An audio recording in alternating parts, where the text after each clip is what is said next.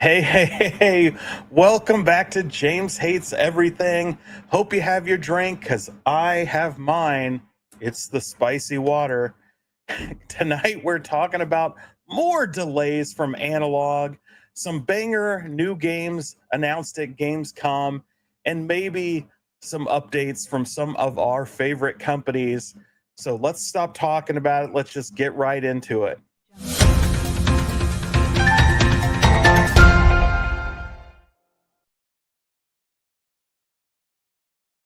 All right, guys, appreciate you joining me every week here on James Hates Everything. Every Thursday, must see Thursdays, must see TV Thursdays, whatever, at 8 or 8:15, whenever, depending on when Yo Retro and Chaotic BPR and half a dozen go live. So today, as I said, we're talking about Analog 3D and their train of disappointment. But before we do that, I want to say hi to everybody in the chat. Lots of folks came in early. Don't forget to smash that like button, hit subscribe if you're new here. And I know when you guys are watching this or people watching this on replay, roughly 57% of you aren't. So if you're watching, you might as well hit the subscribe button. It really does help the channel. You know the taglines. Everybody says them. But first up, I want to say hi to JJ. Appreciate you dropping by. Paul Mindeman is calling out my AI flair. Sergeant Giratina is in the house. Steve Sale, always nice to see you guys. We have Mike Hawkhurts, and he smashed that like button, so why aren't you? And then Jim the Pacers fan is here. Always nice to see you guys. J-Rod, the moderator of all moderators, who moderating of moderators. It is Jason Lil Alien. We have the Cornercade, the man himself, mystery encoder, who does not like my poll, or rather, does he like it so much he wants to have relations with it? We'll have to wait and see. Moat is in the house. Nice to see you. Yes, you do see me seeing you. I can't talk. Israel Gaming is in the house. Nice to see you as well. How's it going tonight, James, and everyone else in the chat? We have Stock Jock, and he likes that there is nothing to scream about. Gamer Fridge back from his worldly travels. And who has the best pizza? Well, not me right now, that's for sure. And let's see here. Any latecomers? All right, so we got everybody in the chat. So just not a whole lot of prepared stuff tonight. No fancy slideshows, none of that stuff. Just figured we would sit back, talk about the news, and really kind of like make this an interactive show this week instead of fun lectures, which I know everybody loves to hear monologues. All the way from the UK, Reckless Endeavors. Very cool. Nice to see you. Love that little Punisher logo you got going there. So, unless you're new here, you guys know. Got a little introduction or interruption here from Stock Jock, which is the good kind of interruptions with those super chats. Says, I bet James has no yodeling pickle. He is absolutely right. I don't have a yodeling pickle, but what I do have is a dancing P-dubs.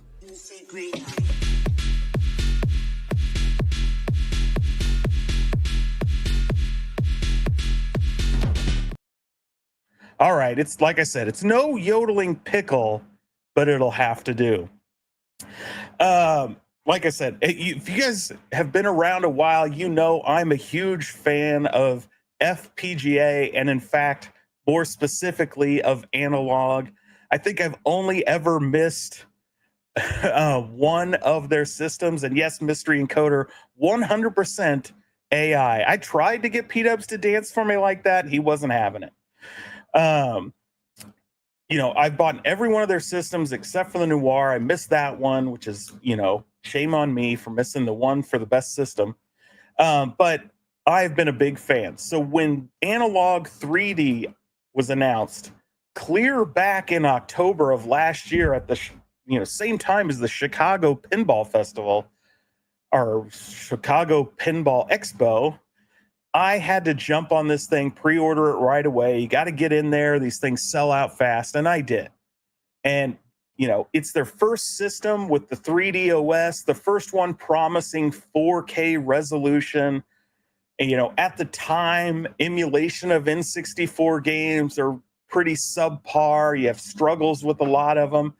And so this was promising us that they would run perfectly, just the way we remember, but with upscaled graphics, modern features like save states and all that jazz, and different filters and everything else you can name with. So I was excited. Supposed to come out in March. So March comes, and Analogue, they tell us, well, running a little late. We're having some issues. It's coming out now in July, right? So July comes, and surprise, surprise, it's gonna have to be August now. So we get their little statement. They said, it's definitely going to ship. Here you go. Following last week's sudden tariff changes. So this is in July. They're telling us sudden tariff changes. Unfortunately, now because of those sudden changes, the Analogue is now going to ship next month. Good news, though, guys. Analogue was going to absorb the cost. Your pre-order price stays exactly the same. No additional charges. Late August, it ends. It's coming. Reviews go live. Everything we've been saving for this moment. We've poured everything into the Analogue 3D, and we can't wait for you to see it. It's ready to go, they say. They're basically telling us it's ready to go. Only problem, some tariffs. We got to move things around a bit, but it's ready to go. In fact, it's so ready to go. The reviews are going to be coming, and I've heard the people that got review units, there's an embargo until September 1st. Well, there was an embargo till September 1st because maybe they just might not have actually got their review units yet, and because they haven't. And so now we get another announcement, and I know you guys have probably heard this, right? Probably heard this, that Analogue is going to have to be, they say here, Analogue has been moving at maximum pace, processing, shipping to everyone who has been patiently waiting. So they're processing the shipping, they said. So that sounds good. Unexpected, uncommon issues are rare, especially in a negligible degree under esoteric circumstances. What does that mean? Are they saying like 99.9% of people will have no problems with this system at all, and that there's one particular TV with one particular game it doesn't work? We live in the day and age where you can patch these things, you can release a firmware. Are we really supposed to believe that they're holding this thing back for some super, really weird, unusual circumstance and some esoteric reason? But that's what they're saying. Before it was just tariffs, now there's some functionality problems. So we're ensuring every detail meets our standard. Nonetheless, we know this sucks. Another delay announced late after months of patience. We feel it too. Analogue 3D has been in development for 4 years obsessively. It is 99% hardware system packaging, the full kit, been set for months. So they're saying hardware's ready, packaging ready, the system's ready, everything's done. So what on earth is this last 1% that is preventing them from shipping these things? This has moved our shipping date to Q4, not September, not October, not November, not December, but sometime in those last 3 months, sometime over the next, guaranteed not September, but sometime in Q4, we could get it. October 1, we could get it December 30th. So it's super frustrating to me because they're giving cross messaging. They're all over the map. And it's just, to me, it's really frustrating because they are not even showing any clips of this system. So if the hardware's done, if the system's ready, why won't they even put out any videos, anything to provide us more details about what this system does, what it doesn't do? This is one of the first products they've ever released where we haven't got video of games running on the system. It's, an advancement for them, jumping into 4K, jumping into these 3D rendering engines, more horsepower. Like, we need to see it at this point, especially after all these damn delays. I just want to see it. Orbital Hub says, rather bizarre roller coaster. We are here. And Jumbo Vault says they clearly don't have a PR rep. I bet the CEO just crafted the message himself with AI. That is entirely possible, and I wouldn't put anything past anybody these days. Apparently, they're trying to figure out why Conker is being kind and polite on the new Analogue 64. Oh no, that would be that's worth holding it back. If Conker is bad fur day is that messed up, they've got to hold on to it. I delay my N64 product if GoldenEye doesn't work. Yes, me too. That would be rough. See here. So last delay, they blamed tariffs as the reason. Now this delay, they changed their reason to it only being 99% done. That's fishy. That's exactly what I'm saying. Their messaging is all over the place. And they're doing it now in a time where there is now lots more competition. We have, I'm going to draw a blank on the name, but I know Mystery Encoder knows it off the top of his head. But it's the same company that created this aftermarket Game Boy that they put all this time and investment in to make it so the screen looks like how the original Game Boy looked, like down to the pixel. The best recreation you could possibly get. Yeah, here we go.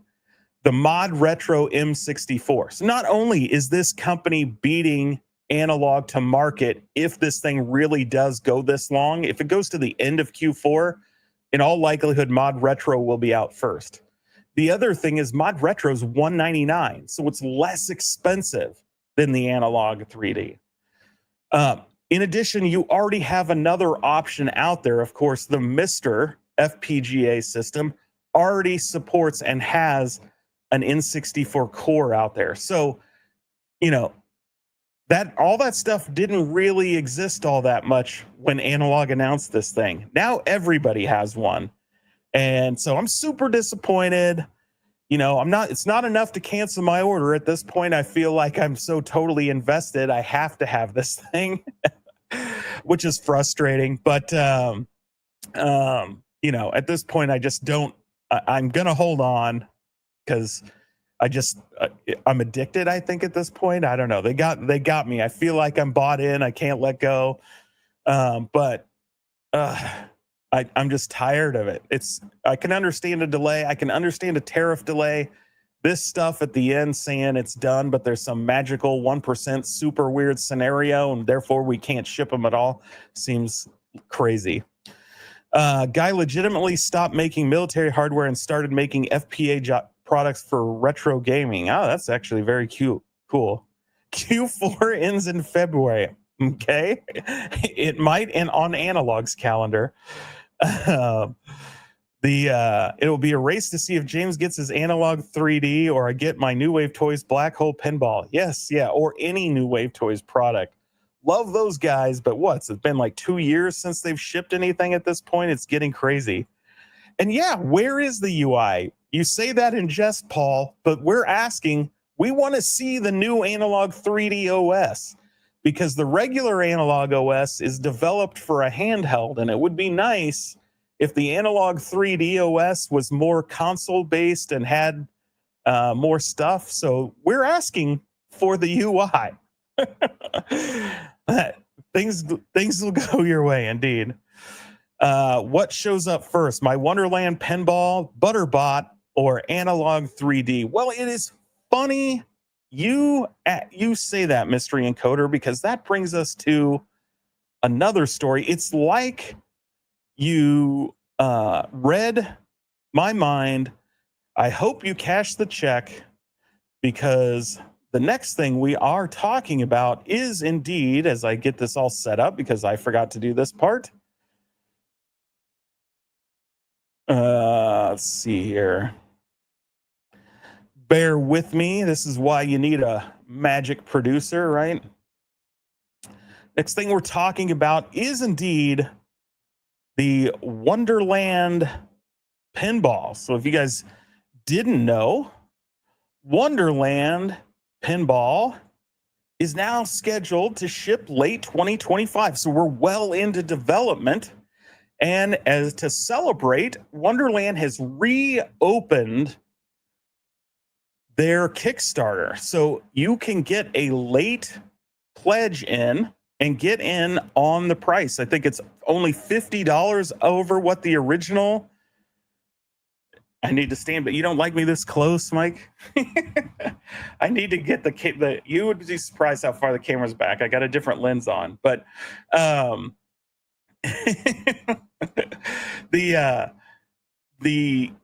this is up. If you're wanting, it's $50 more than the early pre-order, so not a huge difference. I think it'll be, we're not 100% sure what retail is, but this is a good time to buy. But aside from late pledges now being open, what I really wanted to focus on was this: the new, more complete layout. And I am just really, really impressed at how far this thing has come along. I had the money, I would get it.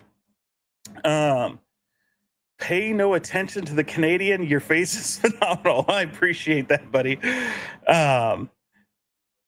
Michael B says, if it comes to retail.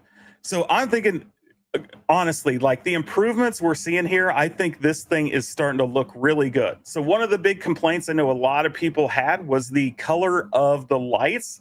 You can see they've addressed that. We've got all the multicolor here. We've got different colors along the lanes and up here on these targets. The other thing I was really digging, not only just how seamless and nice the art looks and some of these things, but as we come up, it looks like they've addressed even kind of the angles and things around the ramps. So as we come up here, this is a much more gradual ramp than the way it was, where it kind of arced really fast. And I know it was jumping off of there. We've got a lot more detail around the castle with the Queen of Hearts in there. Really, really liking this area back here with the Cheshire Cat. Even though that's not one of the 3D models, I think it actually looks really good the way they have it lit up, the LEDs all around here. Like, so it looks like they've improved quite a bit from some of those earlier renders, and I'm very pleased. Like, look at the bumpers, look really cool. So they're putting they put a lot of effort into it, and at least the way it looks vastly improved. So now the question will be, will it play vastly improved over what we've seen? So I think we'll have to wait and see. And Fox says, now, where is my wrench? Well, I think we can, there might be a guy in the chat who can wrench you. Because if you can dodge a ball, if you can dodge a wrench, you can dodge a ball. I said it backwards. Did you Kickstarter this one? Well, that is a great question. So I did right out of the gate back this. But I would be remiss if I didn't admit to a lot of fear. Like, so when, what was it, WonderCon, when it showed up and it wasn't playing all that great, had issues, we weren't able to see the gameplay, started getting a little skittish. And then the season of the tariffs happened. And when that happened, I started to really get worried. Obviously, we saw tariffs going all over the place. up and down, 10% today, 30% tomorrow, 145% the next day, back down to 30%. It was all over the map. It's still not super stable, but it's been stable, at least somewhat stable for a while. And I got scared. I was just like, I just don't know like when we'll see this thing because of the chaos and the tariffs and with the economy at the time. So I canceled my Kickstarter at the time. So I backed out. I canceled my pledge.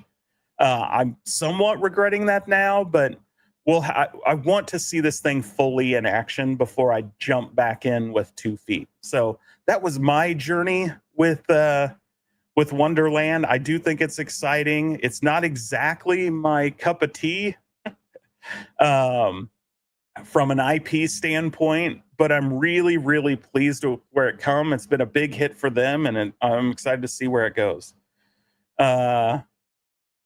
Make a quick comment on James' very last video, so that way I think he can click on you. Mr. Encoder says, wow, shame on me for backing out, I guess. Some people don't know how to hold. Yeah, on one hand, I'm holding on to Analogue. I'm holding on to the iconic arcade. I just have a bunch of pre-orders out there. And at some point, I got to be like, where do I draw the line? Because I've spent a lot of money and haven't got a lot of stuff just yet. So that was also a consideration. Is there's a lot of investment in all these things, and we're hitting this sweet spot now too, where everything's going to come out all at once, which is going to be kind of chaos on the wallet, if you know what I mean. Let's see. So let's go back to the news. I'm curious, like you guys, like put a 1 in the chat. Did you pre-order? So I'm really kind of curious where everybody's at on that. I know a few people I know have.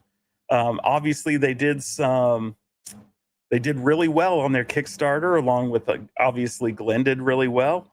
Looks like Orbital Hub is in there. Paul's in there. So be really excited to see when you guys get those. Definitely need to share. So let's talk about Gamescom. Man, at least these nice to see you, Fourth Horseman. He says, I've had real pinball machines all my life, even as a kid. Don't regret the cancellation. It's junk. You can tell by the ball physics. Yeah, we'll see. I mean, they're trying to attempt something that few have tried before, and certainly not at the scale that they're doing. So I'm very interested. Jim the Pacers fan won, but canceled and got the 4KP. Gamer Fridge says the one company that's been giving continuous updates and bails. Yes, they have been continuous updates. And I admit it, I bailed because I was scared of the economic uncertainty.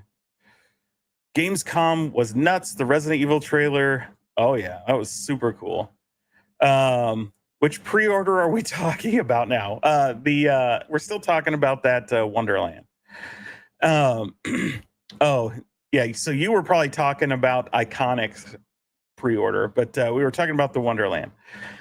So Gamescom, obviously mixed bag.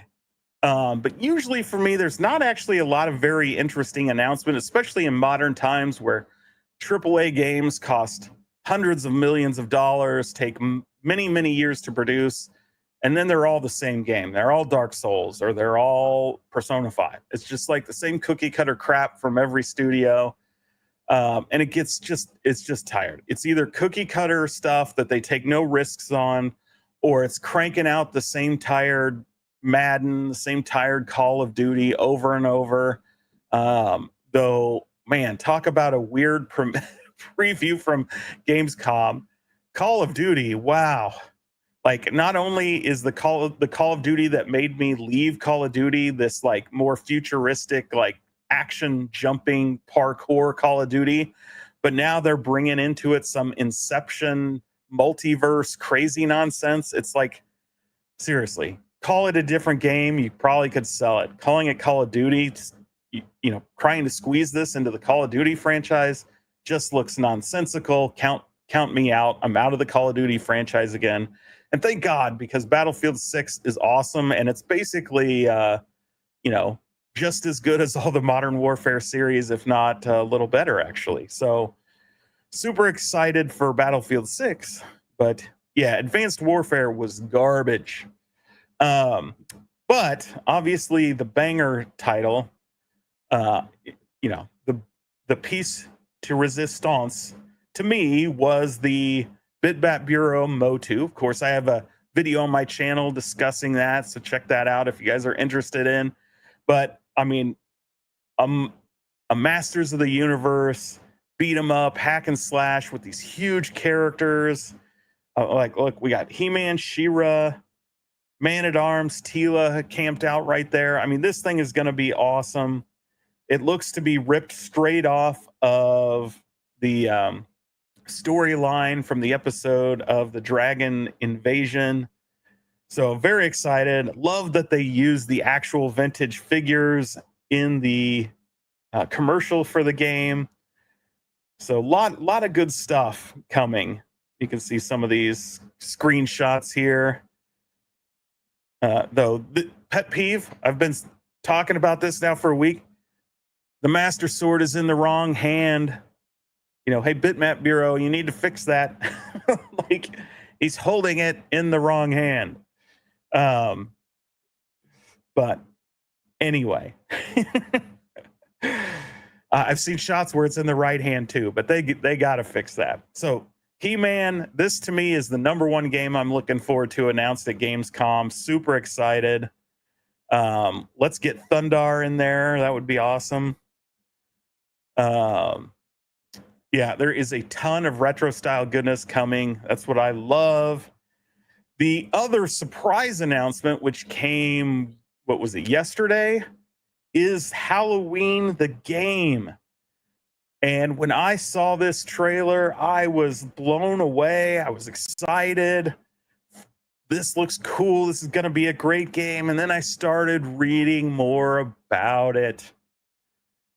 And unfortunately, although this looks awesome, they've chosen to go with a Dead by Daylight game style where one person plays Michael Myers and everybody else plays the victims, and you're trying to kill everybody else before they kill Michael Myers. It's so, in theory, a good idea, but these games start strong, peter out really fast, and then end up bargain bin basement, nobody playing them within a year. So I will probably pick this up, having said all that, but it will probably be when it's $5, the way I did with Friday the 13th, who tried this same game style. It just isn't all that great. It's good concept in theory, but it's not something that's wildly popular. So I'm a little disappointed.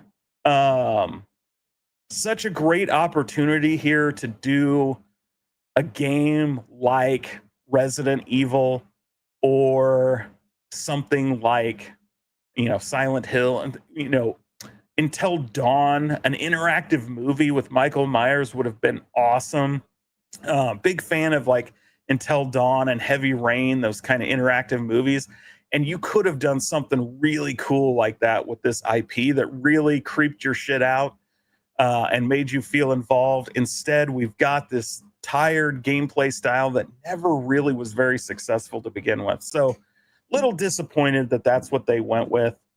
Are you sure? I think Friday and Dead by Daylight were strong. I think Friday the 13th is already just completely gone. But gameplay wise, they did not do very well. Dead by Daylight did better because it was like the first. But by the time Friday the 13th, it was very short lived. It's just tight. There's like with any game, I mean, there's people still playing like RuneScape. so with any game, there's always a small hardcore audience. But when you're talking about mass players, when you're guaranteed to get on and find a quick match, and you don't have to matchmake for 2 hours waiting to find somebody to play, I think you got at most about a year into this game before it goes away. So kind of disappointed. Really could have been something special. The way they ditch Friday the 13th make me not want to bother with this, but they are fun while they last, indeed. So I'm reserving judgment. Like I said, I'll probably wait to buy this one till it's in the bargain bin. But disappointed that that's what they went with this IP. The next one started Gamescom for me. It was the first trailer I saw when I turned Gamescom on opening night live, and it is a banger. This was 100% game of the year in my opinion. Because of when it was released, it wasn't allowed to participate, even though it was in 2024. And so it's not allowed to participate in 2025. But this by far was the best game of 2024. And now we're getting a DLC. And not only getting it, we're getting it in like a week and a half at this point. I'm fired up. This was such a great game. I just can't wait to dive into the Templar story that they're going with the Giants and all this stuff. Very cool, ties right into the main storyline. And like I said, this plays great. And of course, the big surprise announcement at the end of the trailer is that this is also coming, not this, but Indiana Jones and the Great Circle is coming to Switch 2 in 2026. So you'll be able to play it on the go, handheld if you want. Of course, technically you'll probably be able to do that with that new ROG Ally X, but very excited for this. Thanks for dropping by, Joe. High Art. Yeah, I'm super excited for this. So I'll get this day one. No chance about it. This is the sequel we deserved. Yeah, I said it here, not the last two films, right? The last two films were terrible. This puts us back when the Indiana Jones we all knew and loved from the first three. You're doing, battling Nazis, looking for holy relics, truly what Indiana Jones is supposed to be, solving the riddles, no time travel, no space aliens. Well, we'll say no time travel with the air quotes there a little bit. But this is super exciting to me. I can't wait to get this. And if you haven't played it, you should at least play the intro. Do what you can to just play the beginning of the game that sets it up. It's a shot-for-shot recreation of the intro to Raiders of the Lost Ark, but you are playing as Indy. It's incredible. It's a great experience just for that one thing. So those are the things I am most excited coming out of Gamescom. And I know, I believe Cornercade mentioned the Resident Evil 9. I'm also super excited for that. I did not bring any clips. You will never get me to say ROG. It is ROG. Everybody, when you get, what are they called? They're not acronyms, abbreviations. Everybody says the word. ROG is ROG. It's not ASUS, right? It's ASUS. And it's the Asus ROG Ally X. Never, ever say ROG. ROG sounds stupid. I don't care if the company themselves says ROG, which they do. It sounds stupid. It's easier to say ROG. I'm the same way with GIF. The guy who made the graphic interchange format says it's GIF. Well, he is wrong. I don't care if he made the acronym. It's graphics, not giraffics. It's not a GIF. It's a GIF. Graphics. Fourth Horseman says, Resident Evil didn't feel like I saw anything Resident Evil related. So that's what I like about these newer Resident Evils, right? Fourth Horseman is they're taking on a different vibe. So really, once you got into Biohazard and then went into Village, it stopped being kind of the straight Umbrella stuff, the zombie stuff, and they're starting to get into different kinds of horror and evolve the brand. And so this is something that to me looks super exciting, right? More depth into horror, evolve the line. I'm really excited to play it, and we all know that Capcom and the Resident Evil team love their VR, so that thing is going to be awesome in VR. Uh, Jiffy Lube GIFs. Nope, Gamer Fridge, you are wrong. Anybody that says ROG is wrong. If you're going to say ROG, you should say ASUS. You can't read one and not the other. And yes, that's what initials are, is they spell out a word, Republic of Gamers. I own enough Asus ROG monitors and other devices. It's ROG. You got a problem with logs? Are you against logs? Or pogs? You against pogs? So I'm kind of curious, is there any, aside from those 4 games, are there other games you guys saw at Gamescom that you're interested in? I know last year we had a lot of good information coming out of Atari with some of the stuff they were working on that really, I think, touched home arcade and was very interesting to me, but we didn't really get much out of Atari. I know they made that joint announcement with Evercade for those little keychain things that the Arcades Anonymous guys are really interested in, but I have zero interest in those little things. The little super pockets are even too small, in my opinion. So definitely not diving into a weird little keychain. Gamer Fridge, it's FROGs.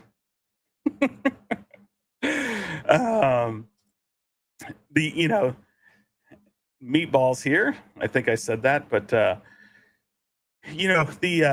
on the other side, they obviously Microsoft made their big joint announcement on the Asus ROG Ally X. And I know Meatball's all in on that device, and I'm sure Gamer Fridge is, because he flashes it on every stream. For me, it's totally not interested. Not at all my cup of tea. Decent price. I'm surprised at the price of the lesser unit being $499. The more advanced units a little on the pricey side, in my opinion. But hey, to each their own. Everybody loves to game a certain way. I've never been a big handheld gamer, so these, Steam Deck, the ROG, even the Switch. I play my Switches 99% of the time docked. I just don't care about the handheld stuff. And what was even more laughable was the announcement from Microsoft where they're trying to make this claim that the number one request they've had for the Xbox is that handheld device, which is just absolutely nonsense. Of all the things people are asking for, it's something that they've been able to do now for several years, because you've got, the Steam Deck out there. You have the current ROG Ally where you can already tap into Xbox Game Pass. There's literally nothing new other than there's some extra horsepower and an Xbox button. So, hey, I understand if you want it for the more beefier power to run some better games, but they mentioned it won't even run like the 360 games and stuff, that you're going to have specially certified games unless you just want to stream them, which streaming games is a whole other ball of wax. So it's just not, to me, it's not exciting, but I'm glad some people want it. But what was exciting to me, and I'll see if I can pull that up here, because I did not do it ahead of time. So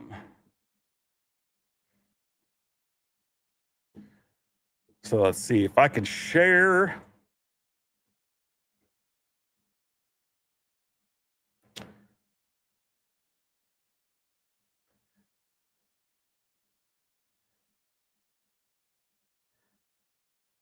What is going on?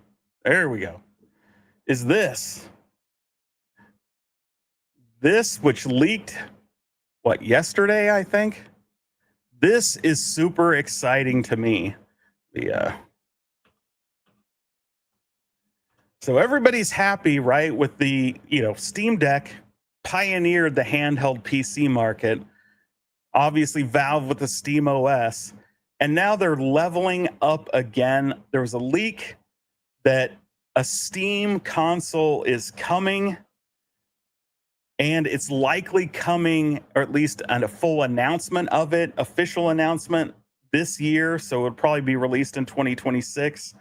The specs have been leaked. So this is a beefy console with a dedicated video card. Here's some of the setup here. Dedicated RX 7600. I think I saw the GPU RAM is 8 gigabytes. Obviously running the Steam OS. So this is pretty cool. To me, this is interesting because you're going to have a box that's probably going to cost in the $500 range, maybe $600, that is going to let you run PC games at probably 1080p really good, 1080p 60 frames per second, and you can just plug it into your TV and play PC games all day long. And a lot of the stuff that is shown from the benchmarks, it's running Windows, so that'll be interesting. So not only will it have Steam OS, it's clearly capable of running Windows, at least in some some level. And so Mystery Encoder says they already did Steam OS box bullshit and teamed up with Alienware. Yeah, so this is a little different because it's running the same software that is their new Steam OS, which is the same software they're licensing to other people. So the Steam OS is going to start popping up on all kinds of stuff. And so to me, it's super interesting, to just be able to boot this thing up, have access to your entire Steam library. Of course, I'm sure there'll be some games that are like tagged as guaranteed to work in the native Steam OS versus some of the things like Destiny 2, which need Windows because of all the anti-cheats. But this to me is more interesting than the ROG Ally X. Having said that, I probably wouldn't buy this either because I have a beefy gaming PC. Not a lot of need for this. But for those who don't, I think this is a great option. It's an affordable option, should be an affordable option. We'll wait and see. That will get people in the PC gaming space, even if they're not already. And it just helps, I think, Steam further cement their foothold on the gaming store market, even though we have a few other competitors. Let's face it, Steam is the big dog. So to me, that was super interesting. I know others might not agree, but shit happens. So I'm not all in on that, but I do love the idea. But so, yeah. 100% buy that instead of the Xbox handheld. I totally agree, right? You want to lay in bed and play your PC games? Get that box, get your remote controller, lay in your bed, watch it on a big ass TV the way it was meant to be played. Don't play it on that little tiny screen. And some of you probably got to put your bifocals on or your readers on in order to play on that screen. So to me, it's a better device. It's certainly going to be less money for the same processing beefy power. So for those who didn't know, Capcom Beat 'em Up on Switch is for sale for $9. And what a great price. And I appreciate you, Fourth Horseman, because you also must have got the check in the mail, because I got this today in the mail. And for those who don't know, I'll hold it up to the camera if I can get it out of the light. It's called the Capcom Belt Action Collection. So this is actually the physical edition of the Capcom Beat 'em Up collection. You can see all those beautiful Capcom beat 'em ups. It's only released in physical in Japan. So if you want the physical, you got to go there. and it has all the American US subtitles in English, or not subtitles, English tracks, language packs, all that stuff. So it's not just all in Japanese. It's you just select English, and it's the same version you download from the store for $9. I paid, I think, 30 with shipping and everything for this, so not horribly bad considering it was released several years ago for the physical version of the Beat 'em Up collection. So this is super cool in my opinion, and I had to have it on physical. So check that out. Check out the digital if you want a cheap one. Also planning, for those of you who don't know, I have another channel that's just gameplay called JHE_plays. This weekend, I'm probably going to dive into UFO 50 on the Switch 2 a little bit. Yeah, it's $25 DLC game, digital game that you can buy, just recently released in the last couple weeks on the Switch, and it comes with 50 retro games, not crappy games. Like, these are retro games, newly designed, newly built out. I think it was released on Steam a little over a year ago. These things are awesome. I mean, there's point and click adventures in there. There's a 60-hour RPG in there. There's very much the style of what I want to say. Dang, the name's slipping my mind. But let's just say Double Dragon. But it's the Nintendo. God damn, I can't remember what Nintendo's name of it is. But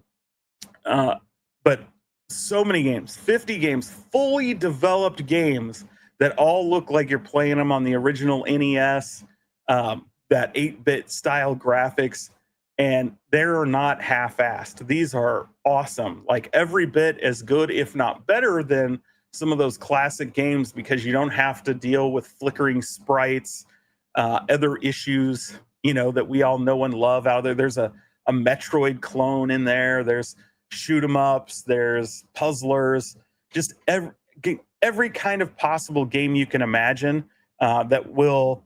Yeah, River City Ransom is what I was looking for. Thank you. It's a whole series on the Famicom. Like, there's every game, like Dodgeball, all those things are all part of that whole series. River City Ransom is the beat 'em up, what it's called here in the US. And yeah, that the beat 'em up in there looks same style as River City Ransom. And so definitely worth checking out. So I'm excited to stream some of that. So if you guys are interested, go subscribe to that channel, and I'll when I go live, you'll get that notification. But says, I got the Japanese version. Online is a challenge. Yeah, so Mike, I've heard online with all of these does not work great on the Beat 'em Up collection, unfortunately. But it is what it is. But at least I've got the physical now. It's my favorite NES game. Yes, River City Ransom. So, yeah. Could tell you guys about some exciting AI news, but you probably don't care. It's bigger than the Switch. What is bigger than the Switch? The ROG Ally? Like, don't care. The screen is what? I know weight-wise it's bigger, which I don't think is probably a good thing, because you got to have all that extra weight in order to just have it powered half as long. Are you saying the screen is bigger? Like, how much bigger? Half an inch? An inch? Like, to me, that doesn't matter. TVs are much, much bigger than the little handhelds. And I'm not knocking the handhelds. I get it. Some people love handhelds. That's just not me. I can play with AI software. I sold my Switch, got an Ally, love it. Yep. It's not a lot better than my current Ally X, but I need a second one. There you go. So like I said, I totally get it. Like, I have, I bought the stupid PlayStation Portal. It works okay. It's good enough if I want to sit up there. That, to me, that's the only selling point, is that if I really want to play a game, but I want to be hanging around the family when I play it, they enable that so that they can be watching TV or whatever, and I can be sitting there. but I typically don't play games. Like when my kids are up and stuff, I'm gonna be hanging out with them, doing stuff with them, not playing video games. I usually wait till the kids are bed or they're gone somewhere, like doing something, which means I don't get to game as much as I would like. But um, I'd rather pay attention to them than sit on the game. But I do see the benefit. I've enjoyed that benefit from time to time. So not saying I don't ever do it. And I realize they have their place. It's just not for me. I prefer, if I was going to spend that $1,200 for the good one, I'd throw in an extra, $300 or $400 and get one of those 98-inch like QLED TVs or something from Costco.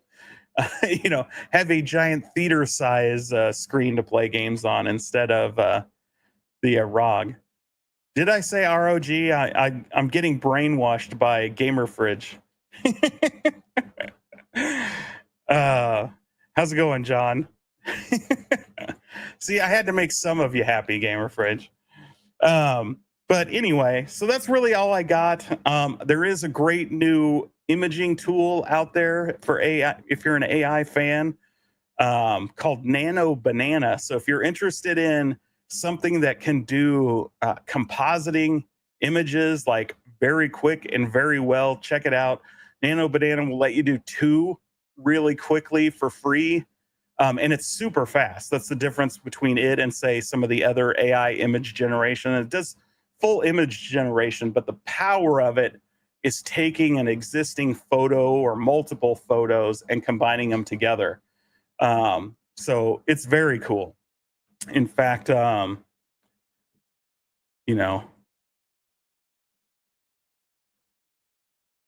show you something real quick. Got to move some things around here.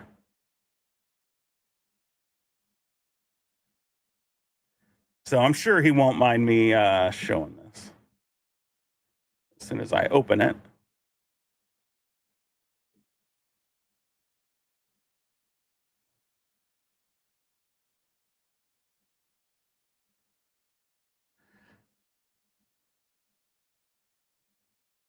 So here we go. So I did this with Nano Banana. Took a still from the cornercade and just had it set his entire game room on fire while he was doing a live stream. So you can, this is just one simple line, and it added all that in. Now it didn't blend as much as I would like with the you should be able to see some reflection of this heat and fire on our little friend here, but it didn't. So it looks chopped in, like Danny just got stuck in there. But still, it's super impressive that it was able to take that shot, add all that realistic. Again, took like seconds, like not like you're waiting 30 seconds. Like you clicked it, and by the time the page loaded, it was done. So if you guys are interested in that kind of stuff, definitely check out Nano Banana. I'll have a video on it on my AI channel probably this weekend, just because it's really cool. I'll also show you how you can go use it for free, but it's a lot like the lottery. It's a tool that does multiple AI image generation engines, models. And you can't pick, you just get random, but it's free and you can just do it over and over and over until you get the model you want. So it's very cool. If you were wondering, the thumbnail on the fading vaporware Analogue 3D was done in Nano Banana. So definitely check it out. It's pretty cool. It's brand new, just out there. If you end up paying for it, it's not very expensive either. It's, I think, less than $10 a month, if I remember right. It just depends on what you're doing. So anyway, Mr. E-Wolf is who you're talking about. Matt Wolf. Yes, he's got a good stream. So that's all I've got. So I want to appreciate everybody for being here. Thanks for dropping by, and have a good one. Till next time, have fun.